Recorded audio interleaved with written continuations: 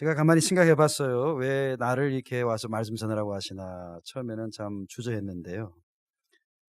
제가 뭐 수천 명, 수만 명 모이는 목회를 하는 것도 아니고 수백 명 하는 그런 뭐 중소교회 목사고, 뭐 굉장히 이름난 명설교가도 아닌데 왜 부르셨을까 생각을 가만히 해 봤어요. 왜냐하면 오늘 설교 중에도 이야기하겠지만 저는 그 하나님의 부름에 대해서 굉장히 고민이 많은 사람입니다.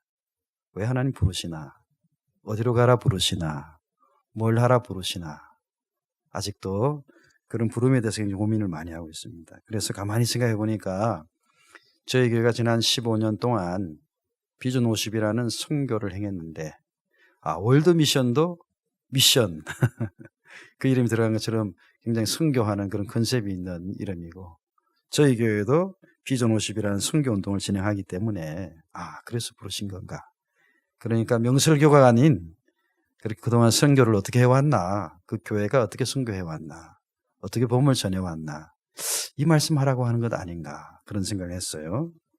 특히 저희 교회 스텝으로 일했던 전도사님들이 이 학교 출신자가 한 두세 명 돼요. 그리고 또 제가 섬기고 있는 비전 50 선교, 그 선교 과정에 중국에 특히 석박사 과정을 이겨서 이수하신 분들이 꽤 많습니다. 그리고 앞으로도 계속 많을 것 같고요. 정말입니다. 정말 지금 줄을 서 있습니다. 줄을 서 있어요. 그분들 장학금 우리가 제대로 잘 전달하면 엄청난 학생들이 아마 몰려올 것 같은데요.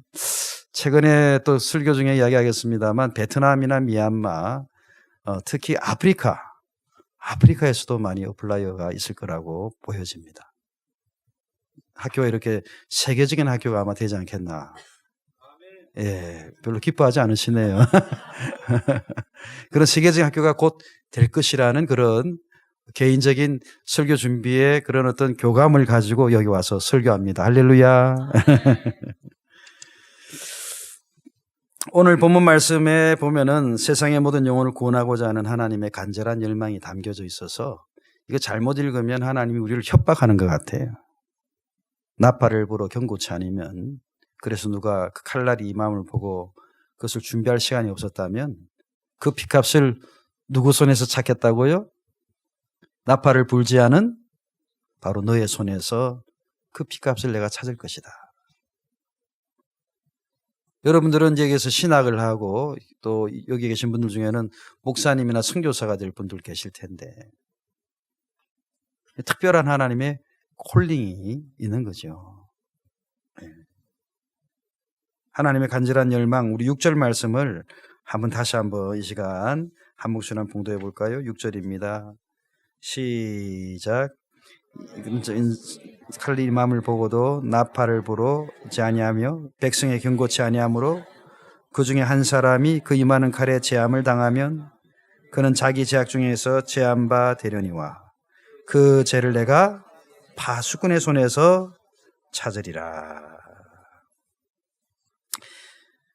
이 본문은 사실은 제가 1990년도에 89년도에 대학을 졸업하고 89년에 직장생활을 했어요.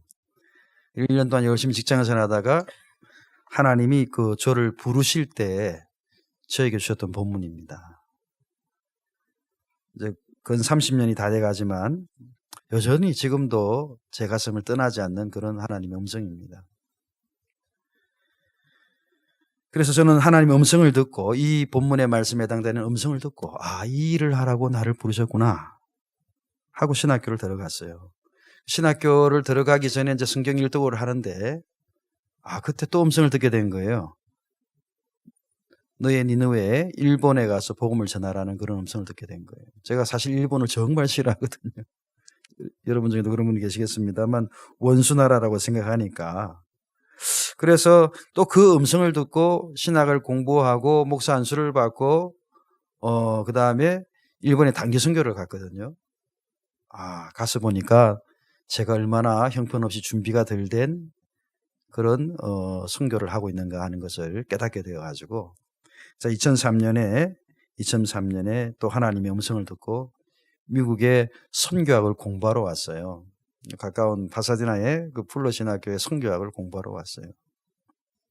2003년에 공부하러 왔는데 그때 제가 지금 섬기는 로스펠리지 교회에서 부목사를 찾는다는 거예요.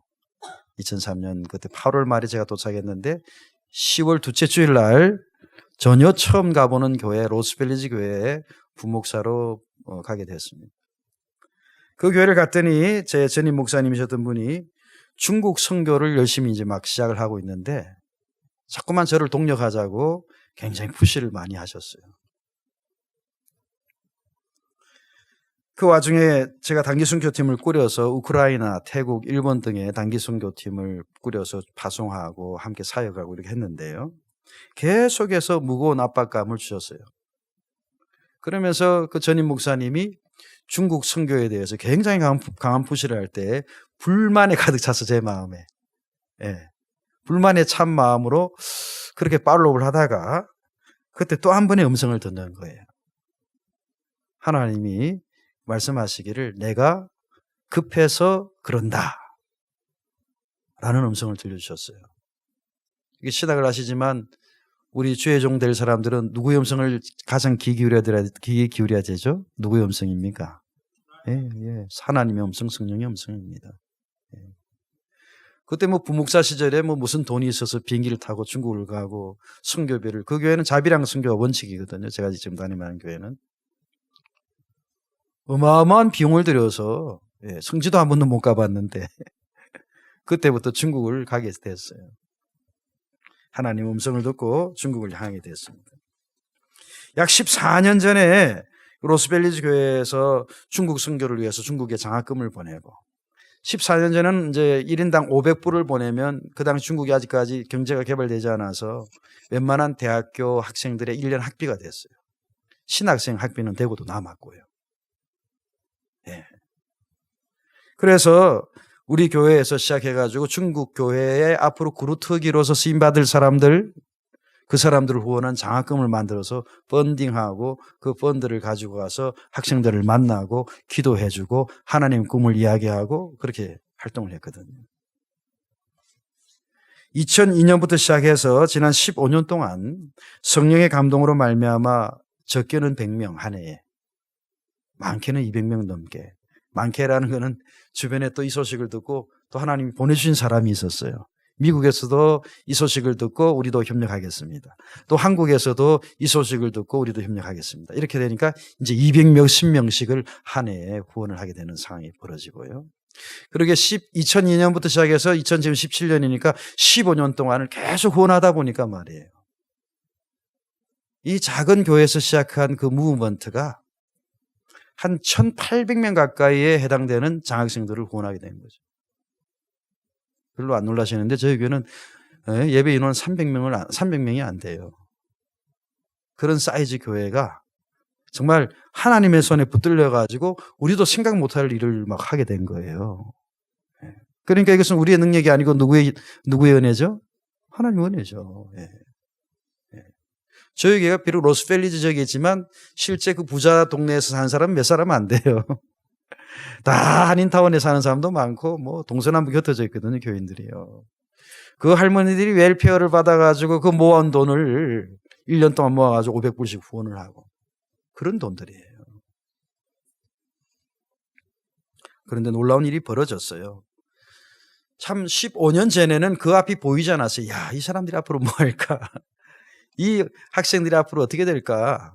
그 앞이 보이지 않았는데 한 몇 년 전부터 이 수레바퀴를 돌리면 돌릴수록 어마어마한 사이즈로 이것이 돌아가기 시작을 하는 거예요. 그중에 이미 벌써 많은 중국의 목회자들이 배출이 되고, 왜? 그때 후원할 때 한 60, 70%는 다 신학생들이었거든요. 지하신학교, 뭐 성에서 인정해주는 신학교, 또 중국에서 인정해주는 신학교, 다양한 출신들이 장학금을 받았거든요. 그래서 지금은 몇백 명 이상 목회하는 목회자들이 많이 배출이 된 거예요. 그랬더니 그 사람들이 자기들이 이런 장학금을 받고 그런 컨셉을 가졌기 때문에 중국 자체 내에서 단기 선교팀을 꾸려서 중국 변방으로 이슬람 지역으로 단기 선교팀을 보내고,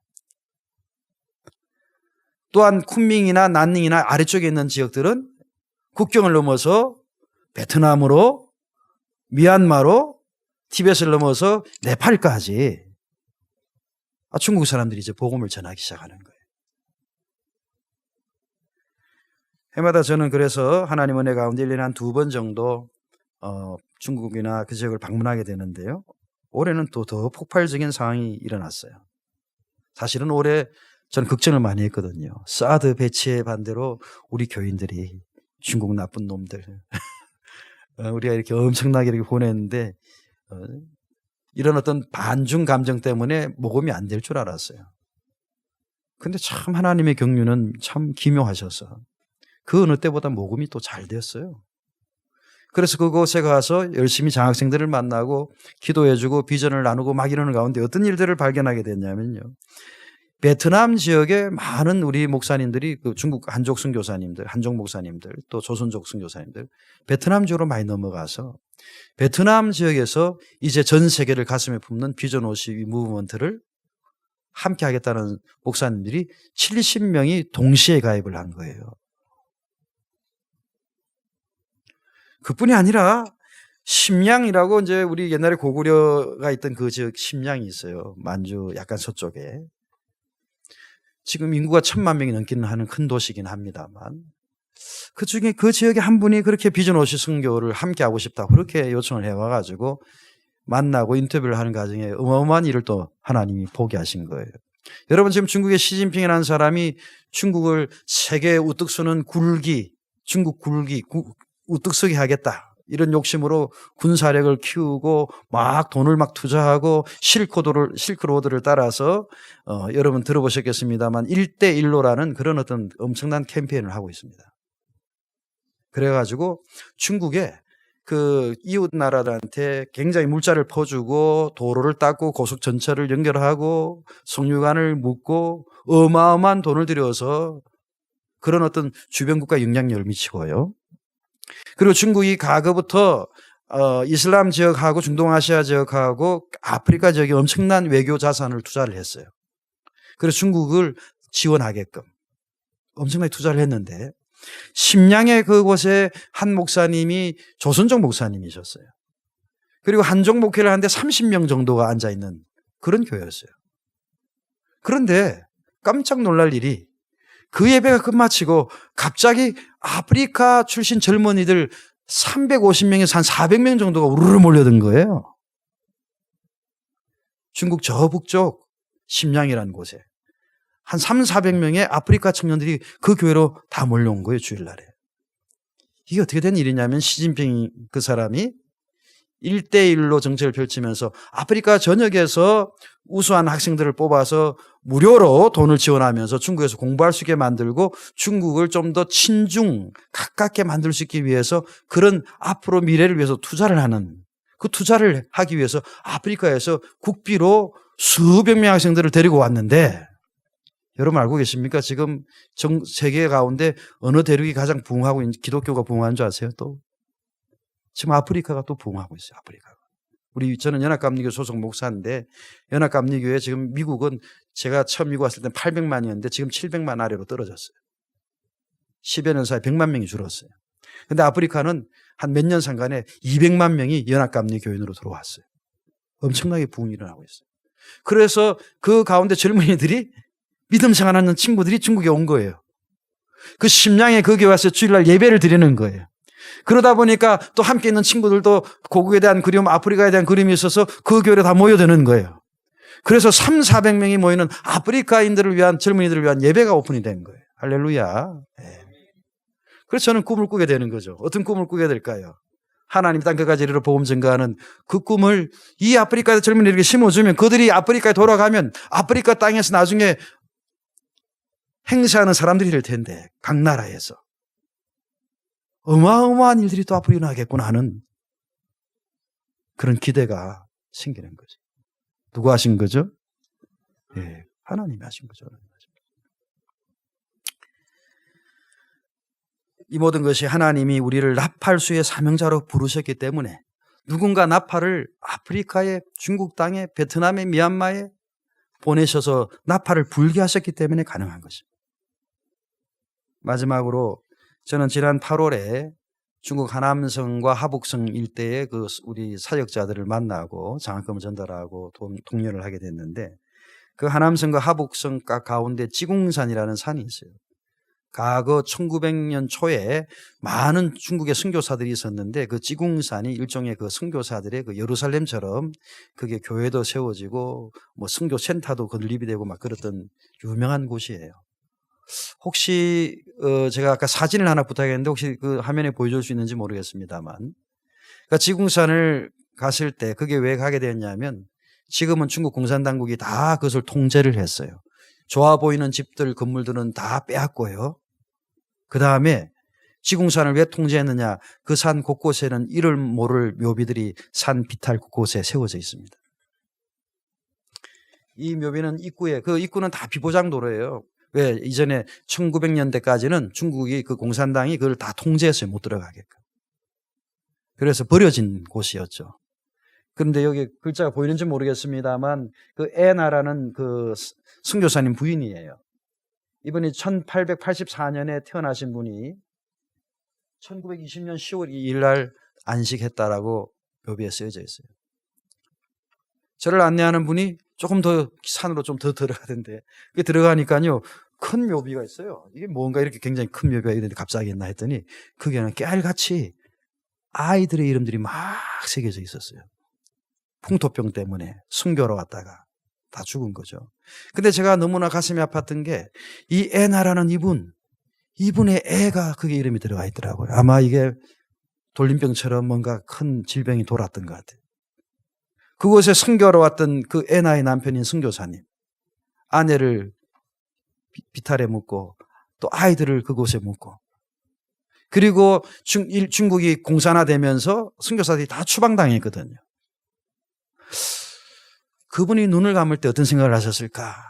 내가 중국 땅에 가서 아이를 잃어버리고 아내를 잃어버리고 나는 실패한 선교사처럼 추방당해 돌아왔는데, 제 기억으로는 이분이 아마 노르웨이 출신의 선교사님으로 기억합니다.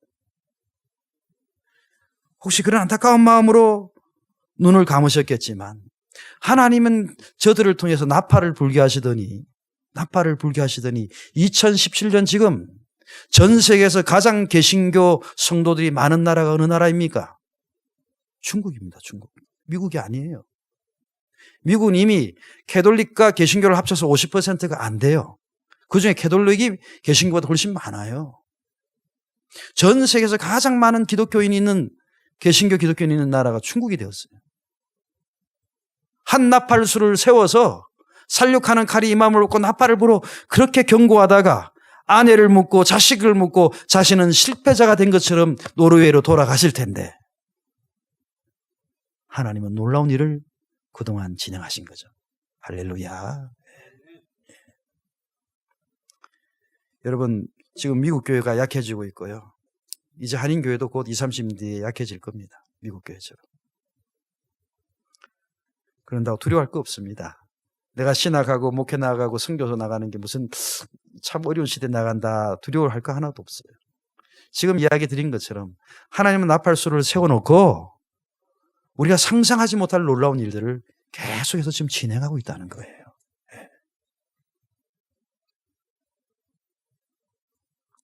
하나님은 하나님의 부흥을 시대와 나라를 통해 끊임없이 진행하고 계십니다. 이제 남은 몫은 나의 몫입니다. 나는 나팔을 잘 불 수 있도록 준비하고 있는가 말이에요. 말씀을 적겠습니다. 저도 옛날에 직장을 생활했기 때문에 직업이라는 단어를 자주 생각합니다. 직업이라는 단어 아시죠?